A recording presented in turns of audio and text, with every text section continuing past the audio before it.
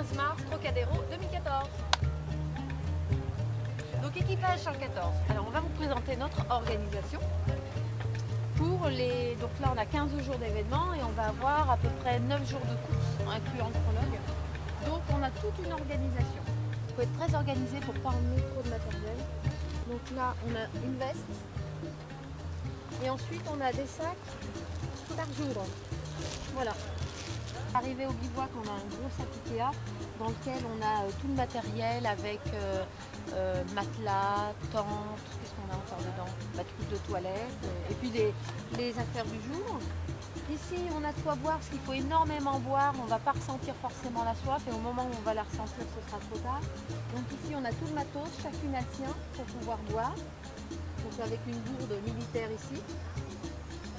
Si tu veux t'approcher, tu vas pouvoir voir ici, on a des plaques de désensablage parce que malheureusement, ça risque de nous arriver d'en avoir besoin.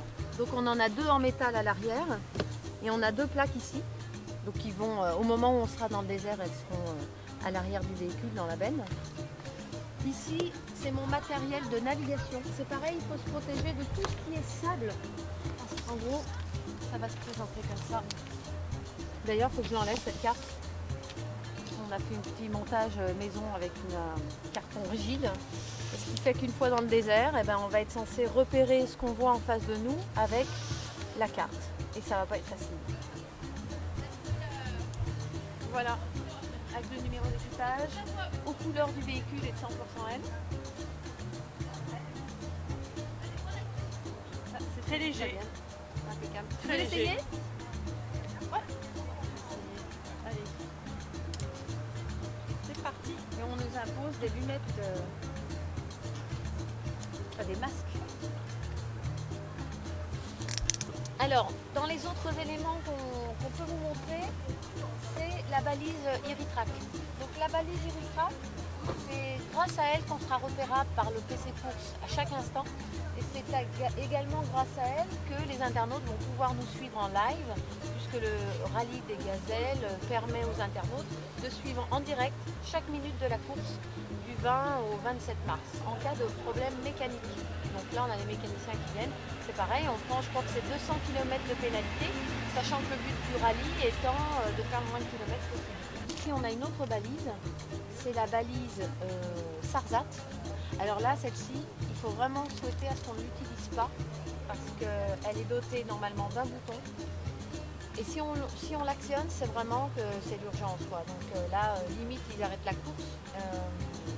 Et ce serait dramatique. Donc, ils n'en ont jamais eu besoin, mais voilà. Donc, dans le matériel qui est à l'arrière de la benne, on a 2 pneus, c'est important parce qu'évidemment, on risque de crever. Donc là, au moins, on a tout faux. Alors, matériel. Je veux bien que tu prennes ça, Fatima. Alors ici, on a une bâche parce que quand il va falloir aller sous le véhicule pour des réparations X ou Y, c'est toujours mieux que d'aller se faire piquer par un serpent, un scorpion ou autre, même si c'est tranquille. Alors ça, c'est tout bête, hein, mais on l'a fait faire, enfin on l'a fait faire, on l'a coupé, on l'a acheté, et ça va nous permettre d'avoir un peu plus de force quand on va changer, enfin dévisser les écrous, changer les roues, ça va être fantastique.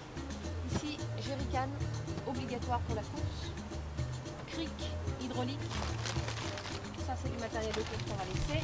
Ici on a un cric gonflable, on ne l'a jamais utilisé donc on va découvrir sur le terrain ce que ça va donner. Bon bah la croix forcément. Et ensuite on a 2 pelles qui sont amovibles, enfin qu'il faut monter. Je pense que c'est à peu près tout. Ah oui, et dessous on a 2 plaques de désensablage, comme je le disais tout à l'heure, qui vont compléter les 2 que nous avons à l'avant.